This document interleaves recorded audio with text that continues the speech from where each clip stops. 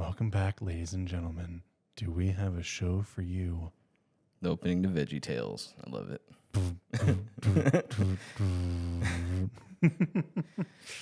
All right. You gonna introduce This is, us? I was getting to that. Let me just remember who my name is. Yeah, because you don't give your real name out. Even I don't know it, audience. No. We meet remotely. I'm Shaps. I'm Caleb. This is the Third Wheel Podcast. It is still the Third Wheel Podcast. Why am I so sweaty, bro? It's disgusting. I guess going back outside for these audio collecting chips, whatever they're called, the SD card. Thank you. We're indoor boys, you know. Yeah, we've been spoiled. Mm-hmm. So, oh man, there's no camera. Dang it! I was gonna show everyone. Yeah, I guess. Unfortunately, you can't prove it. That's sad. I was gonna show everyone the treasured booty that I've collected. Oh, don't say it that. Don't say that. Bounty. For I'm a pirate. I've collected this wonderful cup from Baskin Robbins because they're running a promotion right now. I will admit, the drink that came with this was fantastic. You will never believe me. Okay, it was delicious. I don't. Even Maddie was like, "Wow, that was good." Okay, it is the Sydney Sweeney sherbet. Signature sherbet drink or whatever it was called. And on the front, we pulled up the Baskin Robbins. You unironically was like, I want that. I wanted the drink. I don't. But why though? The cup was an extra $2. Like why did the drink pop out? It could have been delicious, and it no, was. No. Do you do that for like every celebrity or just Sydney Sweeney? Just Sydney Sweeney. Why? If it was Eddie Murphy, I wouldn't have done it. I'd do it if it was Eddie Murphy. Okay. See, that's a low bar. You know. Okay. What's wrong with Sydney Sweeney? What's your beef with her? I I know we've been over why you don't like her as much as I do, but why do you hate her? Because you love her so much. For the record, I do not. I'm a happily married man. But as you suck from Sydney Sweeney's cup. Yep. This cup is empty, but it's a fantastic cup, and I'm happy with it. Mm-hmm.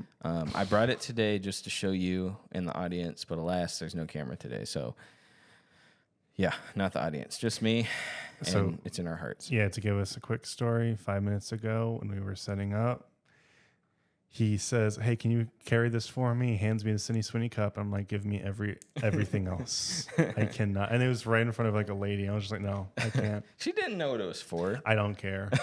I can't have it traced back to me." You know what? Ordering it was funnier than it should have been because they still got the COVID dividers over the That's register. nice, yeah. Okay, no, it's not. All right, because I was like, "Can I get the signature sherbet drink?" And they're like, "Huh?" He's like, and I did the whole thing. I was like, "Can I get a medium signature sherbet drink?" I was trying not to say her name, Right. and he just goes, he goes around the divider and puts 0 next to me, and he goes, "What?" Well, he holds the microphone up to you. Can you say that And a I little was like, clearer? "Can I get the and I said again, "Can I get the signature sherbet drink, medium?" And then he's like, "We don't have that." And I was like, "Yes, you do. It's right there." And then Maddie, who's mad at me for wanting it, she goes, "He wants the Sydney Sweeney drink." And then he's like, "Oh." And I was He gives like, you a little wink. You know. and I was like, "Babe." Okay, you were with your wife. It's a lot less weird somehow. But like, Not for me. if it was just like a single guy by themselves, yeah, dude, I'd make fun of that man. I would have been loud and proud. June is my favorite month. I bet it is. I'm just kidding. All right, to get into it today. Now, I texted you a couple different topics, but which one are we covering? Well, we're not episode? covering Epstein because it's already moving the way of the Western. Sleeper. As Steven Spielberg would have put it. Yeah. The story broke after we hadn't shot for a while. Yeah. So just whatever. It died already and it's trying to come back.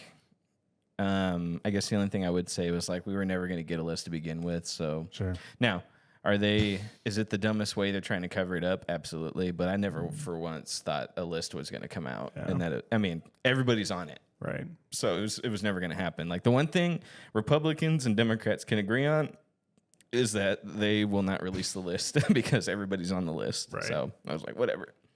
I'm not worried about it. So we're going to talk about cheating husbands and divorce and girlfriends and jumbotrons and Coldplay.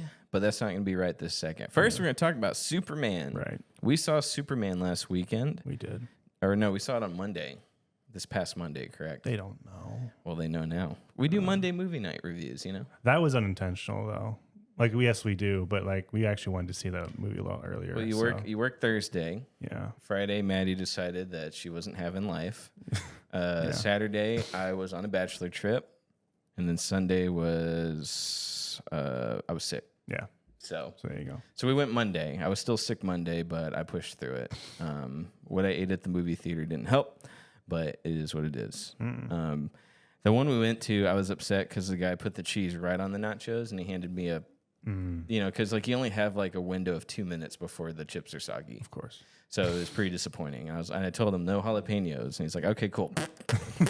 And I was like, oh, it's too late to tell him to put the cheese on the side. And I think, I mean, dude, I know movie previews are always long, but like that felt like it was half an hour. I ain't gonna lie, I'm with you. It was like, I don't know.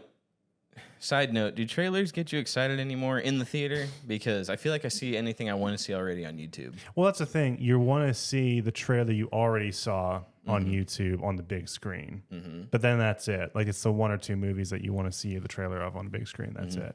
Like if it was like Star Wars or something, oh yeah, that'd be awesome. Or the new Tron movie. Like, oh yeah, that'd be really cool to see. But I guess I would just say, to me, seeing something on the big screen isn't what it used to be, because everyone has a giant TV in their house already, because they're very affordable. So it's like, I don't know, it's a slightly bigger screen, and it's not slightly, it's a giant screen. I get it. Right. But like, it's just not what it was. It just, I feel like I already have a home theater. Like I got surround sound. And I got a sound feel bar. like it must be ad revenue or something. Like that must be what it is, right? To keep the movie theaters up, because it's nothing. It's not just movie trailers. It's ads and ads and ads and ads and ads. I'm just no. Yeah, because they still do the pre-show where it's like, you know, thanks for tuning in. Like what they call it, Zoomy or something. It's like, yeah. Hey, it's not the movies without Zoom. It's like, what? I didn't even know I was taking part of this project. It actually was the movies, because I'm at the literal movies. Yeah. And they go on so long, you finish your food before the movie starts. Exactly. You know, so it's like they say, get here on time, and we did.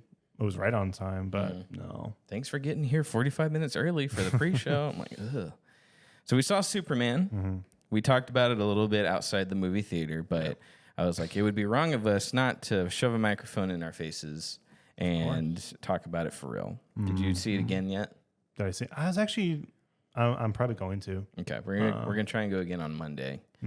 I don't know. That probably won't be as close to you as the first time, so I don't know if you want to see it again on your own or not. I'm probably gonna see it on my own. Okay. Maybe when I'm in Waco next weekend. Okay, cool. Yeah, it's gonna be cool. We'll be out of town next weekend too. Cool. So yeah, the consensus of the internet is that it's good but not great. I still don't think I feel that way. I think it is great, but I will concede that it's not a great Superman film, but I would still say it's a great film. And the reason I say not a great Superman film is because it does take a while to kind of get rolling. Yeah. And Superman's not the highlight of the film. Right. At least not right away. There's the Justice Society. I guess we could say that we're probably going to spoil the movie. So, you know, we can kind of put that disclaimer there. Spoilers. We're going to talk about the movie pretty much in its entirety. Major plot points. So, spoilers. Yeah, I think it took a while to get rolling, and I don't think Superman was the central focus of it, at least till the last like 45 to half hour of the film. Then it was like, now we're watching Superman. Before that, I would say it was more akin to James Gunn's other work, like Peacemaker, Guardians of the Galaxy, where he focuses on the schlubby side characters that, you know, there's a whole team in the movie, the Justice Gang, led by Guy Gardner. Guy Gardner, thank you. Guy Gardner's Green Lantern, Hot Girl, Mr. Terrific, all them in there. And like it, you know, they take up a lot of screen time, not just screen time, but also like, you know, major arcs and beats and stuff. And Lex Luthor, like he's a central point of the film, but like I don't think Superman really, his plot took off until I'd say about halfway through, and then toward the last 30 minutes of the film, it's like, okay, now it's a Superman movie. Well, I disagree a little bit. I think it was mostly centered on Superman, just like every scene had those side characters that you were talking about. It was like 3 different groups of side characters, and they were just kept on, they were on rotation, right? So you had like Lois Lane and Jimmy at the Daily Planet. Then they have kind of their own arcs. Both of them have their own arcs, mini arcs. Then you have the Justice Gang, and then you have Lex Luthor. So it's kind of like every scene that Superman's in, it's triggering one of those groups. Yeah. So I think it was still centered around him and like everything people were doing. Like, I don't think there was anything that anyone was doing in this film that wasn't building towards the Superman arc, right? Yeah. Other than the Middle Eastern conflict thing, which ultimately is revealed later that it was to trigger Superman. So Yeah. I think it was ultimately the whole film was centered around him. It was just I didn't mind, honestly, all the characters that were introduced. I think all of them for the most part got an equal amount of footing, and no one really distracted me away from the film. So yeah, I thought it was mostly about Superman the entire time.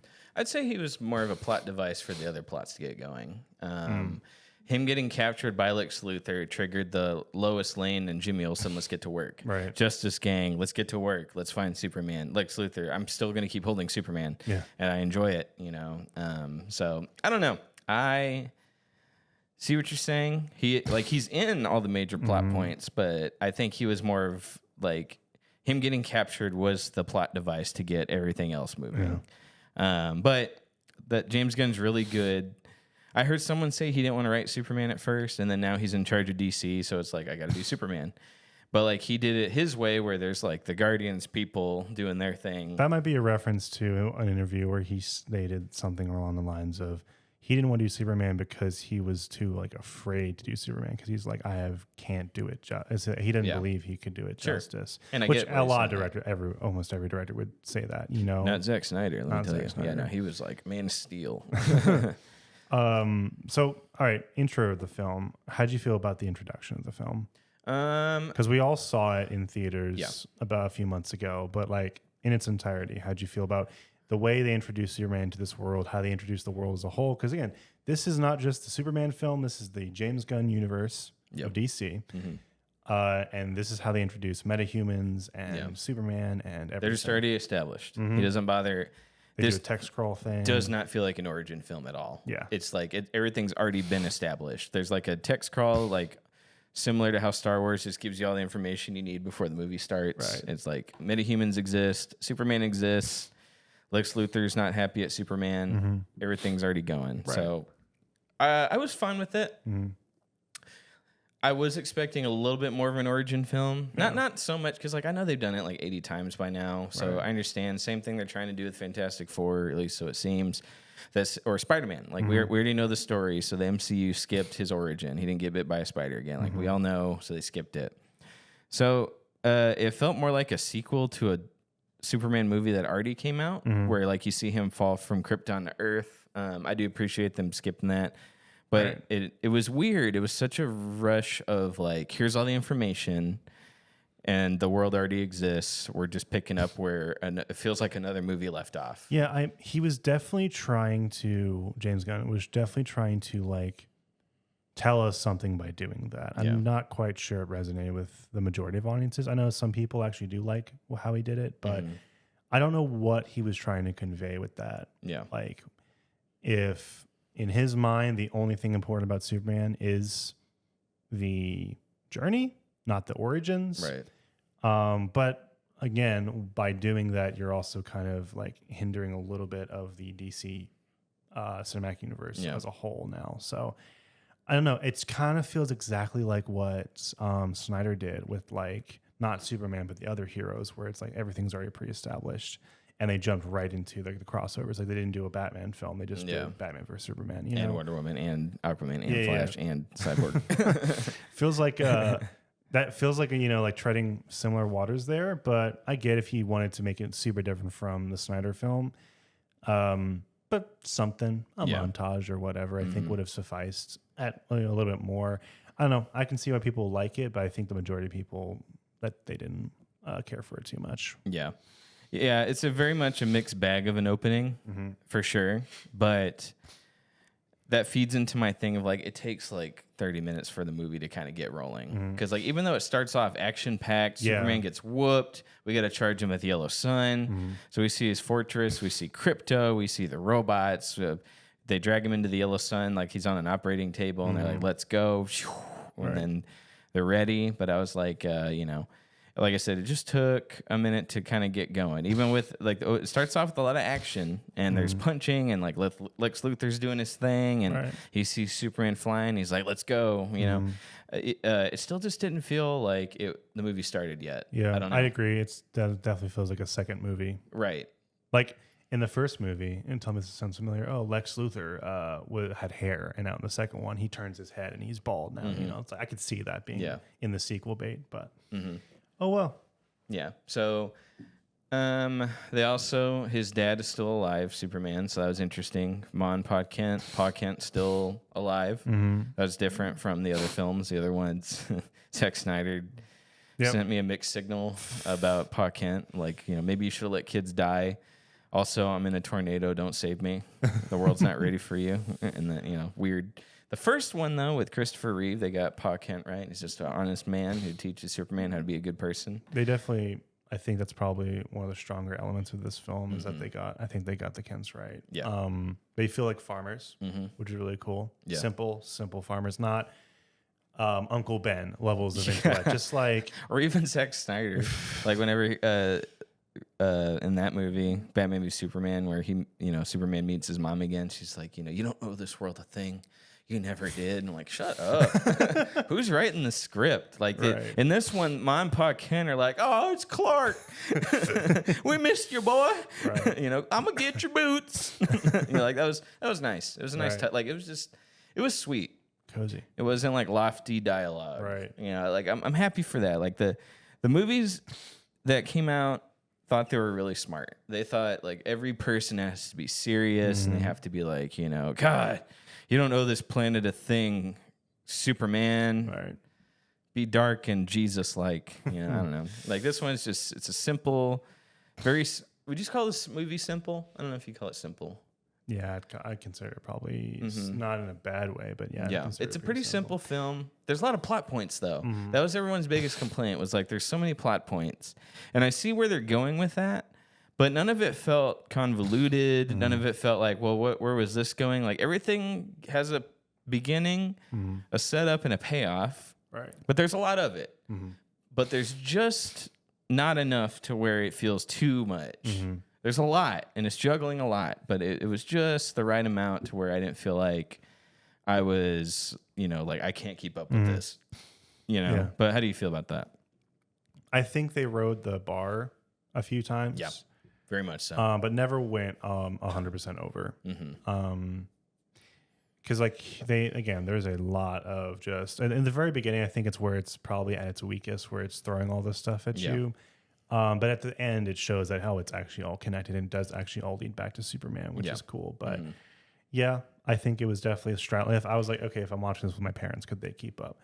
Maybe that's a hard maybe. And like I said, they throw a lot at you at the beginning. Like I would almost compare it to Goblet of Fire, where it's like, by the way, there's not just Hogwarts. There's 5 other schools. Right. Here's all the deans. Here's all their students. Here's all the magic they focus on. It was just lore dump. Right. So yeah, it leads to a weaker opening where it's just lore dump.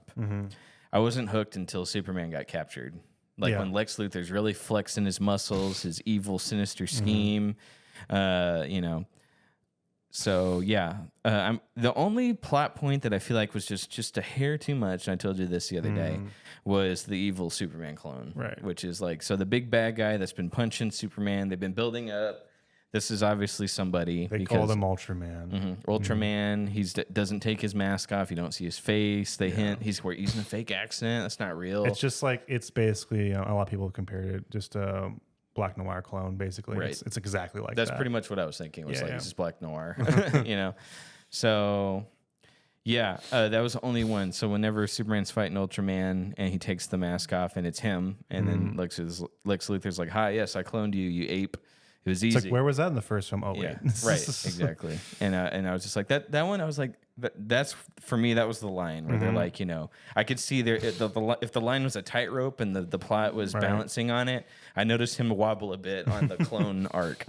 So I was like, that took me out of it just a bit. I was like, we're kind of doing, now, box office wise, it's up in the air whether or not this is a success or not. So if this is the last Superman film we get standalone before they just jump to the Batman crossover like they did the first time, Mm-hmm. then maybe it's fine. Just throw the clone in there. Let's just get it out the way. Let's get this story. Do you think that was him taking a stance on multiverse films and him basically saying this is not going to be a multiverse No. story, like as the Justice League in general? I think were you thinking that because I kept saying it's going to be Henry Cavill under the mask? No, it's because when as soon as they said Ultraman, I was like, well, they kept him masked, so I was like, okay, they're probably going to pull something, but. Ultraman's like one of the most famous like multiverse conflicts, in DC. Oh, really? Yeah. Oh, I didn't know that. You know who Ultraman is? No. Oh, really? The Injustice Society or Injustice Syndicate. Basically, I think Crisis on Infinite Earths. Basically, it's the Justice League, but they're all evil and they cross into Earth 3 or whatever it's called. And the Superman of that world is called Ultraman, and that's where Owlman comes from, and that's where all those villains come from. So that's like one of his most famous, anti-villains, not Bizarro, but like Ultraman. Yeah. So I thought that was them. He was kind of like hinting at it. And then when they showed it was just a clone, it's like maybe that's James Gunn saying like, I'm not going to do the whole multiverse thing. Sure. Now that I know that, I actually did see that. At least I saw the animated film. So I know what you're talking about. Right. Okay, maybe. I'm not saying no. Like, he could have done that because I just had no clue. And he didn't even look like the Ultraman from any of that stuff that I'd seen. So I was like, I don't know. Possibly. I was thinking it would have been funny if it was Henry Cavill that's punching him and slapping him around. And then it's just like you take it off and it's him. I'm like, oh, that's funny. It's a fun reference. But no. So clone. And that's the only one, like I said, where I was like, that's a little much. Now, what people were saying is that it missed opportunity to just make it Bizarro. Like, Now, if it was full on Bizarro, I would have been like, okay, too much, too many. Like the clone was reaching, Bizarro would have been too much. Yeah. That's like shoving Doomsday into the second Superman movie. Right. Yeah. Or, and adding Batman too. So where do you think... And Wonder Woman. Well, to get to the part of the plot, I think Lex Luthor was great. Oh, yeah. No. Actually, I don't think there's a single bad performance at all. Yeah, no. Yeah, like I thought Jimmy Olsen would be annoying. No, he's great. Yeah, it was funny. His place in the story was great. Lois Lane, like I haven't liked her for film after film after film. Dude, like killed it. Yeah, like perfectly down. Because Amy Adams as Lois Lane it was bad. Like nobody was buying it. Nobody liked her, and she was worthless. Like she'd always just keep dying. And then like in Batman v Superman, when she solved the plot, it was just Lex Luthor, you're evil. And I was like, oh wow, Lois, you really got him. But this one, she's like, what's Lex Luthor up to? Where's Superman at? Like she contributed, and then she got the newspaper together. I almost said Daily Bugle. She got the newspaper together, and then was like, we're gonna run the story. She flew a space jet. Yeah, she had a plot, and she wasn't annoying. She didn't get in the way. She didn't die, and Superman saved her 80 times. Like she was useful. Their dynamic together, their chemistry was really good. Like I mean. Most love plots I don't care for, but they don't spend too much time on it. They at the beginning, it was taking a while to get going, but they have a fight at the beginning, and they've only been dating for 3 months, and she throws out there a real thing that girls say to you. They'll be like, "I knew this wasn't going to work. I knew we weren't ready to date." Girls say that stuff, so you could tell James Gunn was reliving a past memory when he wrote that line, and it was realistic. I was like, "This is cool. I like it." And then, like you said, Lex Luthor, a really threatening villain. Yeah, I don't think has Nicholas Hoult ever played a villain before. No, the very first thing I saw him in was About a Boy when he was like a child. Yeah. He was a child actor, and it was like a British film. And he was like the ugliest kid. I swear, like my mom was like, "That is an ugly boy," and she wasn't wrong. Yeah. And then I saw him again in Warm Bodies. He plays the zombie, and then he was. I saw Jack the Giant Slayer. Oh, nice! Yeah, that was him. Yeah, I didn't watch that, but cool. And then what else? There was one other thing I was thinking of that he was in. Oh, Mad Max. He's always played like just a grunt or like a teenager or like literally a kid because he's a kid. Like he's always played those roles. Right. But he was. When he was cast as Lex Luthor, because he originally tried for Superman, which, balls off to you, kid. I wouldn't have gone for that part. But honestly, seeing him as Lex Luthor before I saw the movie, I was like, I'm not buying it. Yeah. Like, and now in the trailer, he looked fine. Like his facial Sure. stuff, I was like, cool. But I was like, I just feel like when he starts talking, I'm gonna hate it. Because everyone's picturing that older Lex. Yeah. You know, like probably in his late 30s, early 40s, you know, and I don't know how old Nicholas Hoult is, but didn't act like that. And same with Jesse Eisenberg. When they cast him, I was like, man, I'm just not seeing Right. it. And then, of course, when they play the movie, it was just as bad as I thought it was going to be. Right. And it was literally what I pictured. My worst nightmare Lex Luthor being was Jesse Eisenberg's performance. Yeah, but I don't know, but I never Yeah. know, but- Bruce Wayne versus Clark Kent. I Now, was like, get me, "Oh." this guy is quirky Yeah. and pretentious and all of that, but like he definitely got like the crazy down, like the Yeah. realistic, like crazy down, which I love. And I love how I think Lois Lane describes his followers as like a cult now. Yeah. So it's like, okay, that explains like why people are just like this dedicated to blowing up the world because Yeah. he's that crazy. Uh-huh. But no, and a lot of people said he whined too much, but I'm like, I think it, What movie are you watching, guys? yeah, I think it was just like, again, him, the aggression, Yeah. you know, just like the actual, just unadulterated hatred he has for Superman.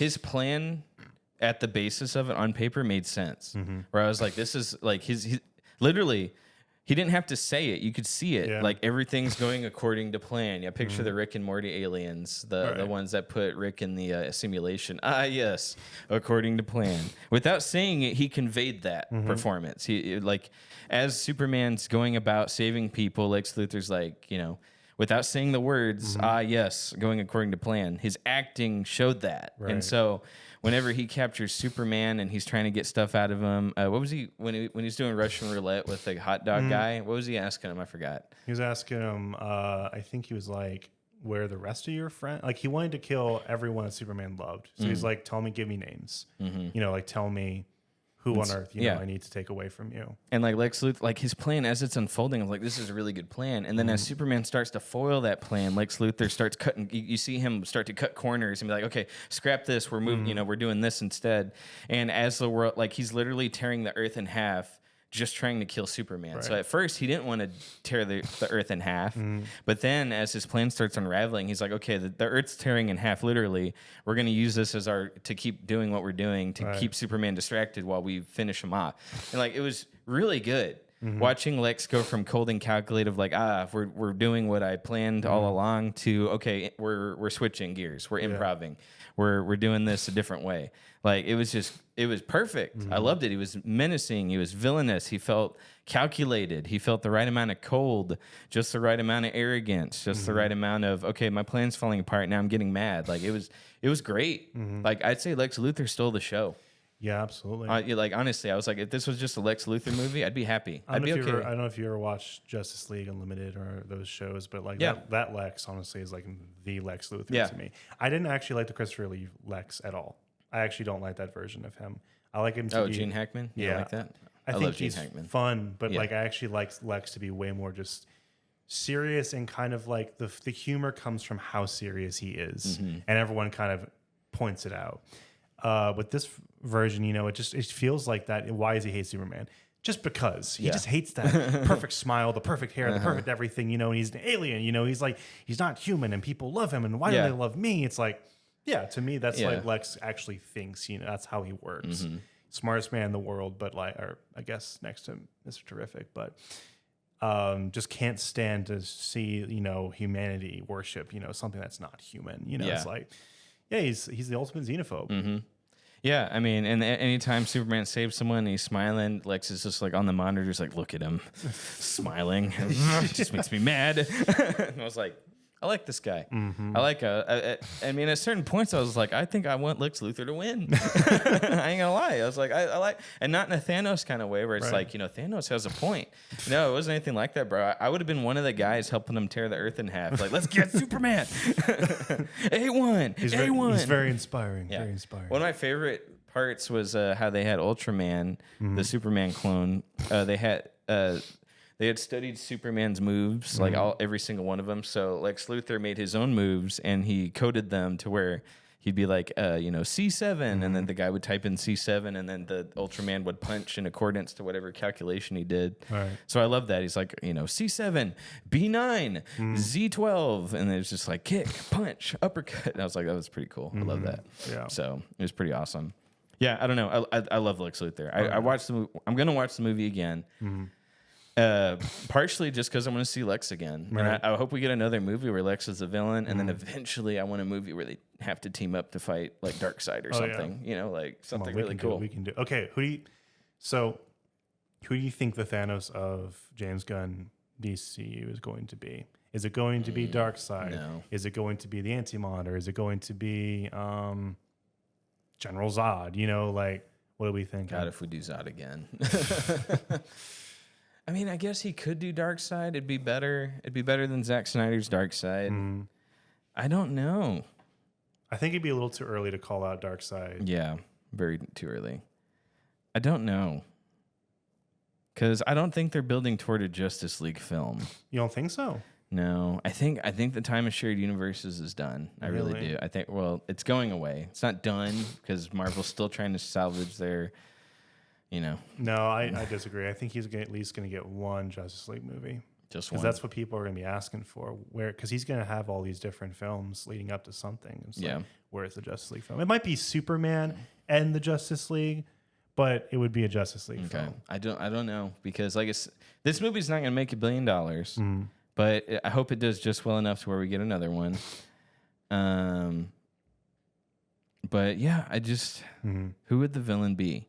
I'd be okay. Now there's so many characters. I'd be okay with the evil Justice League. Oh yeah, because then they can bring back everybody. So that would be fun. Right. Okay. But other than, I could see him pulling that one because he just loves stuffing stuff with characters. He loves stuffing films with his cronies. So I don't know what films he's going to make, but I think I'd love to see him do again. I don't think James Gunn can do every one of these heroes right. In Superman, I think he proved that he could do it exceptionally. Oh yeah. Not like the best. I think where he would feel most comfortable is probably a Green Lantern film. I know that's like horrendous and taboo, he's working on lanterns. That's what I'm saying. Like, I think that's actually where his style is going to thrive. Yeah, for sure. Because like this movie cuts into like, oh, we're in another universe. Like, and I don't mean multiverse. It's like it's called the pocket dimension. And that's where he keeps Superman in prison. But then like as like Superman's escaping, he falls into this pit of like colorful water, and it's a black hole, and it's like the most colorful black hole you've ever seen. You know, it's just got the James Gunn style and color and flair, just all the stuff that you just would not see in a Zack Snyder film. Right. So yeah. Okay, so yeah, I could see that lanterns. Like, oh my God, he would go crazy with green. Oh yeah. And I love Guy Gardner in this. I don't know much about Guy Gardner, but I know from what I've heard, people say like that's him, like from the movie, good adaptation. That's Nathan Fillion, who looks old and he looks like a jerk in real life. Like he's not, I'm sure, but he just looks like that. The Green Lantern middle finger is going to be on every T-shirt. Yeah, exactly. And like, so I love when Superman's sitting in his house and he's like, just sad, and there's like a giant eyeball flying, and then Lois is like, "Aren't you going to go help?" He's like, "No, the Justice Society has it." And like in the back, you just see Guy Gardner make a giant baseball bat. You just see dunk. Dunk, and it just looks like a pinata. So I loved it. Mr. Terrific, he didn't steal the show for me as much as Lex Luthor, but I see what people are talking about, where you just, people said he was more interesting than Superman. I get that criticism, but that's just what James Gunn likes to do. He doesn't enjoy doing one character, it seems. He's probably got ADHD, really bad ADHD. Because like every project he's done that we've seen, quite literally, every project has always been like Scooby-Doo. That's a whole gang of people and a CGI dog. Guardians of the Galaxy, Superman and Justice Society, Suicide Squad, Creature Commando, which you still haven't watched yet, which is really good. So, yeah, I don't know. How'd you feel about Crypto in this film? It was good. He wasn't annoying. He doesn't look like what I imagined in the front, because in the cartoons it's always a Great Dane, I think. Yeah. I'm not a dog guy, and there's no camera to look at. But I'm not a dog guy, so I don't know all the different dogs. But like I know he picked that one just because he thought it was cute. Right. Crypto was fine. He wasn't annoying. Like Superman had no idea how to train him, and that's about realistic. Like I'm that way with dogs and cats. Like I'm not a trainer. So. Right. Apparently he based that Crypto off of his own dog in real life, a dog that apparently he could never train. Yeah. To this, I'm like, Crypto's dangerous. It's just definitely very dangerous in this film. Supergirl cameo. You thought it was Sydney Sweeney. I definitely thought it was Sydney Sweeney. Yeah. I think, well, it wasn't even like after thinking about it, I was like, no, that's not her. But like instinct gut reaction was like, they did not. That was like casting Megan Fox as Wonder Woman. Remember that rumor Right. that went around? Yeah.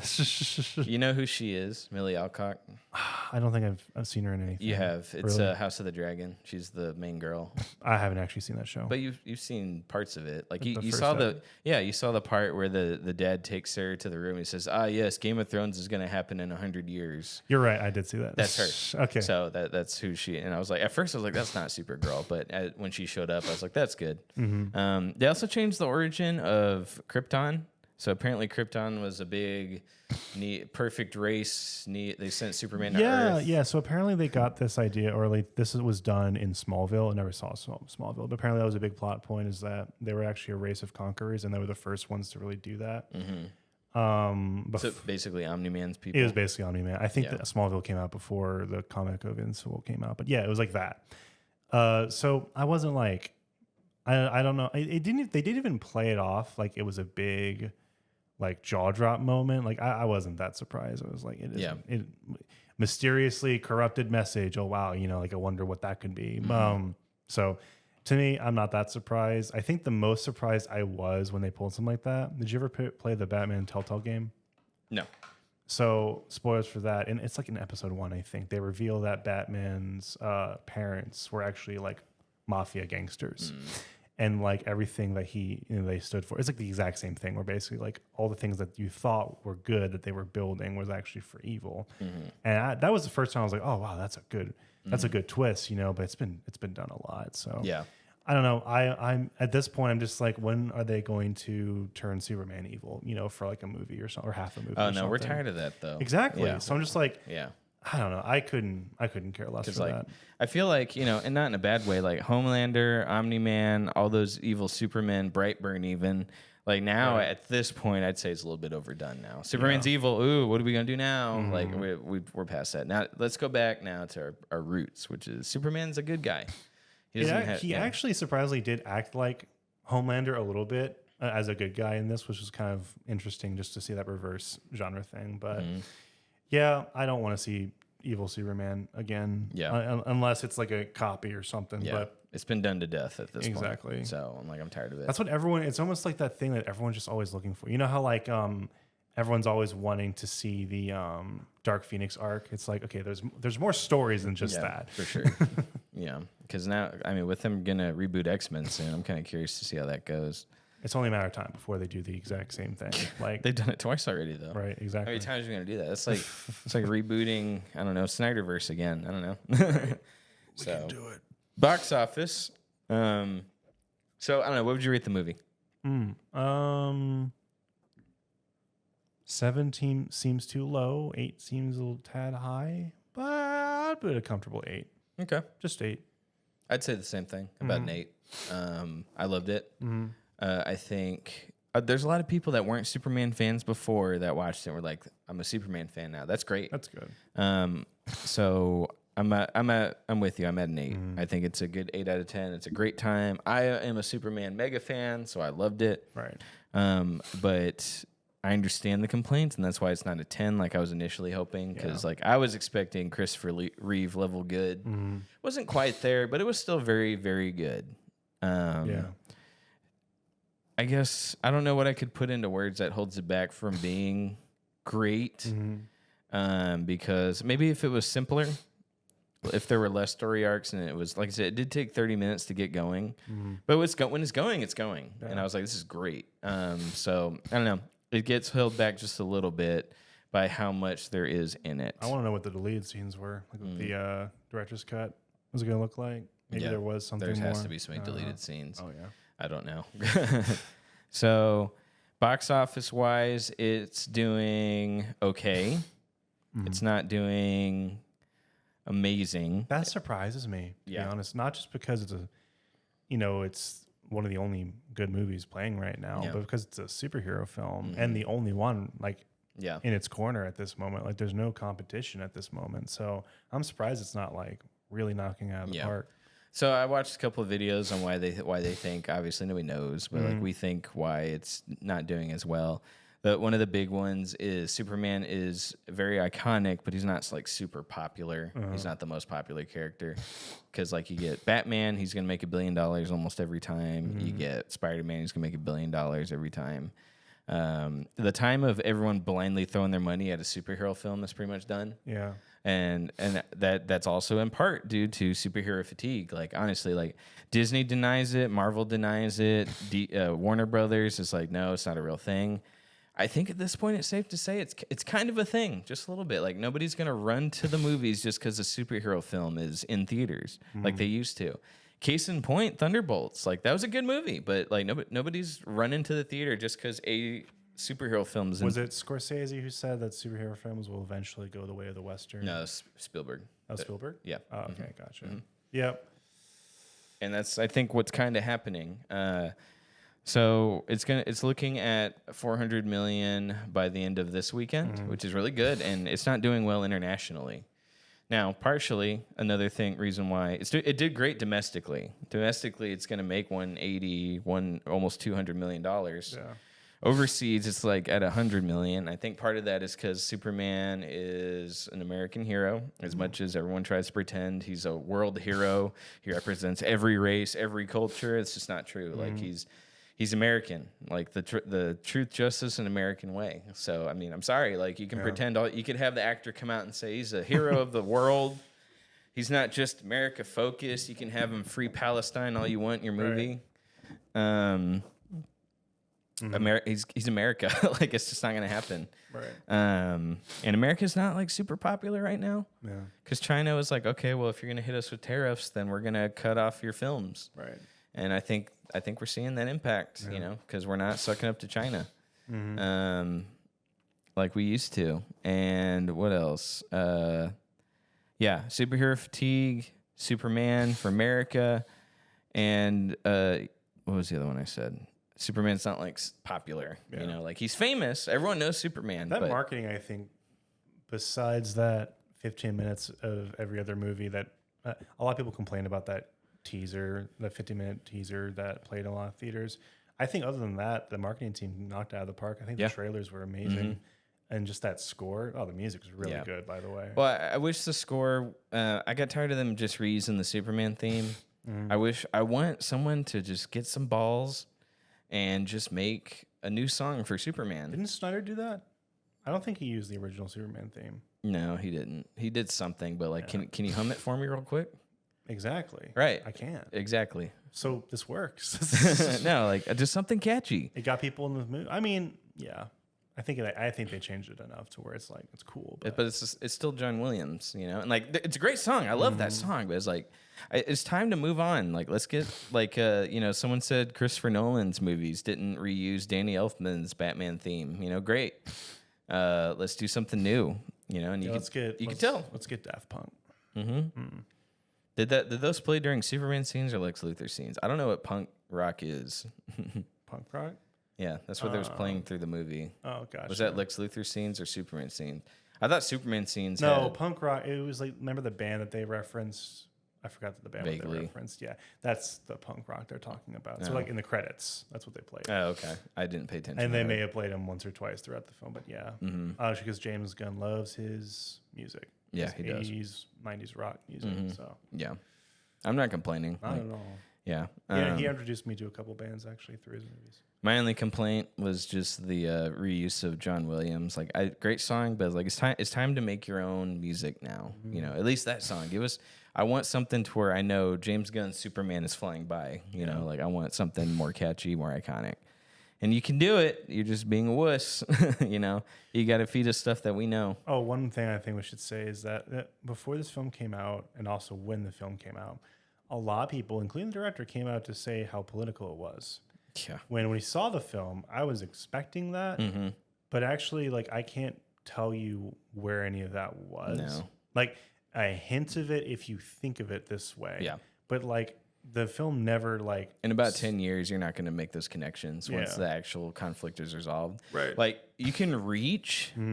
So the quote you're talking about was James Gunn was like, Superman, this is the ultimate immigrant story. Right. Superman's an immigrant landing on Earth, and he wants to be a citizen. He's getting a citizen stat. I'm like, shut It's like, up. were you? And here's the thing, Yeah. like that only just became a controversial topic. Like, were you thinking about that when you first drafted the film? Like, no, you're connecting dots Because the movie was nothing like that. No, Like, yeah. So absolutely. we went in expecting a scene where Superman comes in. He said, "I'm just an immigrant trying to come up in here and make the world a better place. I want a friend. I just need a neighbor." I was, I'm waiting on him to look at the screen and say, something like that. But no. Oh no, Superman outside! It's Iceman. Yeah. Go back to your home planet. Yeah, it never happened. There was no scene like that. It was just a Superman movie. Yeah, exactly. And I was like, why'd you have to say that? it was so. Yeah, I was like, Yeah, because don't be a you dummy. alienated like 5 people from seeing your film. even like some of those. I saw a clip of like this conservative talk show guy, and he's like, even he said, he's like, I was looking for something like that. I Yeah. just couldn't find anything like The that. I was like, most you can say, like Oh, if you're yeah. reaching, it's like the two countries that they're fictional countries Yeah. that are fighting each other. Maybe you can say it's like an Israel-Palestine thing. Right. Maybe. Yeah. But again, you're reaching. Like they don't look at the screen and say "Free Palestine." It never happens. They should kill a world leader in this. I was like, oh, that's ballsy. Oh yeah. Oh yeah. It was great. So I'm sure James was thinking like, yeah, that's what I was thinking of. we did it. President Netanyahu. That was him. No. Nope, no. Nothing at It all. stayed away from political commentary, I'd say, for the most part. Yeah. I'm pretty sure they were he had to have been mimicking the Palestine-Israel conflict a little bit. It's just how early in production, or Yeah. how long ago did this film start production, and like, I know it's been going on for a little bit, but it's like, you think that was the first thing he thought of at that time? Like, all the Trump stuff is recent. So it's like, yeah, I don't know. Yeah. I don't buy it 100%. He shot the film a long time ago. Yeah, so I'm like, he's So, probably just, again, reaching. reaching, which is weird. But yeah, So, go see it. Go see it. Yeah, give it a if you watch, haven't. guys. Let's get this movie. Let's get it rolling. Like I want another one. I want more Lex Luthor. And only good movies can come from James Gunn. Like he has not made a bad project since Scooby Doo 2. So yeah, Yeah, I guess so. Guardians 3 wasn't bad, but it was good. it was all It was right. really good. How dare you? It was all right. Watch it again. I did. You were biased. I watched it 3 times. So did I. Yeah. Well, it must have been terrible. You must have been suffering the whole time. It's like, Every time you watched it a second time. I'm sorry, the Rocket Raccoon movie. Yeah. So the first one was Peter Quill. The second one was Peter Quill. It's about him and his dad. So yeah, Yeah, sorry, that's the second one. The first one it's was still Peter Quill. Well, let's You see. can maybe argue it was about the team, but like it was basically I would Peter still Quill. I would still say Nebula was a big part of it. Like Nebula and Gamora. first one? The second one. They really focused on both of them in Dude, the the second one. whole film is about him and his dad and his daddy issues All right, and his that's 2 fair, that's space fair. daddies Yeah. fighting. Well, what's wrong with the third one being about Rocket? Because it's not about the team. It's just about Rocket. And Rocket's not even in it Drax technically. danced again because he said you only dance with special people. You're just bringing up like the heartwarming moments to Yeah. shadow the flaws of the film. What No. about the space prison breakout thing that went on way too long? The only thing I didn't care for was kids. For some, like Marvel had a weird stint where every phase 3, Yeah. every phase 4 film had to have 50 kids in it. Yeah. Like Thor 4 when he's like, "All right, kids, everyone touch me." Thor. Yeah. And all the kids had lightning, and then Guardians 3 had a bunch of kids in it. They did. But no, I thought Rocket was fine. Having Rocket be the central focus was great. But he wasn't even like, it was just flashbacks. He wasn't even like in the film until like the last, last third? Just saying, dude. It was a great film, Rocket film, but like when it comes to the Guardians of the Galaxy, dude, it was like a little slacky and everyone just yelled at each other all the time. It was not fun. It wasn't I don't fun. disagree. I'm sorry, I do disagree. The best credits sequence, I think, in the trilogy, that's for sure. hmm Good end note. I'll say that. I much. was disappointed with Adam Warlock. I really thought they'd do more with this character. Oh, yeah. But no, they just Is made that him. how he acts? I know we're No, off topic. oh god, Is that how he no, acts? No. He acts like Such a weirdo in that film. how does he act? He acts like I don't know how to describe it. He's boring in the Oh, comics. okay. Like he's just so stoic. Yeah. Except when he turns into because like Adam Warlock, and then there's Magus, which is his evil side. Very similar to Sentry. Yeah, Like, yeah. You saw. Were you there with us? See Thunderbolts? Yeah. So It's literally Sentry, where he's like, he's good, and then Gotcha. he turns dark. And like literally, he turns dark, and then he's like, oh, I'm evil now. He has two sides. Okay. So that's how he acts. But in the comics, he's very stoic, and then when he turns bad, he turns into evil Sentry. So Gotcha. I don't know. But Fantastic Four comes out next weekend. What are your box office predictions? Is it going to be a hit or is it going to be a failure? I don't want it to beat Superman, but it just might at this point. I don't think so. I don't think it's going to do that well. No, I think it. Yeah, there's no way it's gonna do well enough to like hype up the next Avengers film. Like, and people are gonna forget about Avengers. Like, there's nothing in the way right now between Fantastic Four and Avengers. Like, it's a whole year of nothing. Yeah. So there's no way it's gonna hype people up for that and for enough time. It's like, and the fact is, the sad thing is that it's gonna be the end credit scene that hypes up. Yeah. The Avengers film. It's not even going to be the film itself. So Right. people are going to go just for that. Yeah. That's the only reason people are going to go. Like people might just want to see Fantastic Four, but most part they're like, I want to see where, the Avengers is going to go. If you put Robert Downey Jr. into the end credit scene as Doom, People will people go for will that. go. People will go Which for that. sucks. I hate how that's how movies are made now, but it is what it is, and people vote for their wallets. And luckily, it's been working out in people's favor, I think, by just not seeing these films or like not going over and over and over. Because it used to be where like you would see the same movie like 3 or 4 times in a row. Now it's like I might see it, or I might just wait for it to stream, or it's like so. I don't know. I don't want the movie to do bad by any means, but I just don't want it to beat Superman. Yeah, no. Yeah, I think having Robert Downey Jr. as the end credit scene, if he's throughout the whole movie, then hats off to them, but I don't think so. They're not going to do that. No. Like, if he's the Doom of that universe, cool. But no, like you said, it's not going to happen. No. So, yeah, I think if they put that scene in the end credits, everyone's going to go for that. He might show up halfway through in like a 2-minute scene as a cameo first, and then, just not going to happen. Yeah, I think there's going to be, if it hasn't started, I think there's going to be such a thing as a Pedro Pascal fatigue. Yeah, you think he's going to die in this film, or is it? Oh, do you think any one of them are going to die, or they're all going to show up? No. Really? Yeah, they're all going to. It's a Fantastic Four. You can't just kill one of them. Then what? It's going to be Fantastic 3? Ooh, Yeah. that's a good. No. No, they do the same with Thunderbolts, where at the end, the end of the Fantastic Four film, the fourth falls off, and it's like a 3 dangling there. No. Asterisk. They're like, wait a minute, what's under this 4? And they wipe it off. It just says Iron Man 2. Ah, send it back to space. Yeah. No, it's not going to happen. So no. Okay. You can't just kill one of the core members of the team. I don't You can do know. it in the third film. Maybe they're desperate. Maybe they'll do it for shock value. I don't think so. The shock value would be Dr. Doom showing up and as Robert Downey Jr. That's the shock value. That's not shocking at all. What do you think? What do you think the end credit scene will be for Fantastic Four? What do you think? Well, it's probably going to be, from their perspective, the end of Thunderbolts. Mm-hmm. Maybe it's going to be another 15-minute preview or a teaser or something. That has to be it, right? Because the end of the film is going to be them getting in a rocket and their world being blown up, right? Mm-hmm. Which I don't know why they would reveal that so early on, but yeah. And then the end credit scene is probably them going to be landing or something. Mm-hmm. And then being like, who are these guys? Where are the Avengers? Pending. And then they cut. Yeah. I think the movie's going to make about what Superman's making or less. What do you mean? Oh, yeah. I think it's going to cap out at like $400 million. I don't think it's going to make $1 billion. It's going to make low money. It's going to do 100 domestically and then maybe internationally 150. Like 8-10 years ago, these two films would have been Smash hits. Mm-hmm.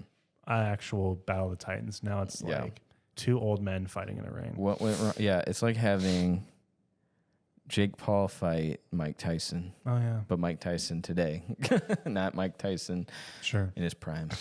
No. Very sad. Oh, yeah. It's disappointing. I think Fantastic Four could have been amazing.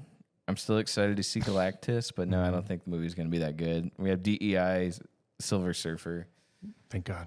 Yeah. We still got that. I wasn't going to see the film unless they casted a woman. Oh, yeah. And then Sue Storm's going to be the leader of the Fantastic Four.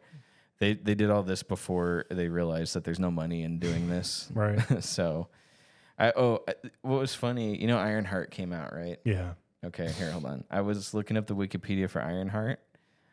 They might have changed it by now. I should have screenshot it. Let me see here. So Wikipedia is usually pretty fair. Mm-hmm. Well, not at first. Usually it's unfair. It's like politically biased Right. until like a couple years later. Right. And then, let's see here. Log into the Wi-Fi. I was really expecting Wikipedia to step in and be like, "Hey guys, it's not that bad." It was taken over by trolls and racists. Yeah, You know. of course. Let's see here. Do.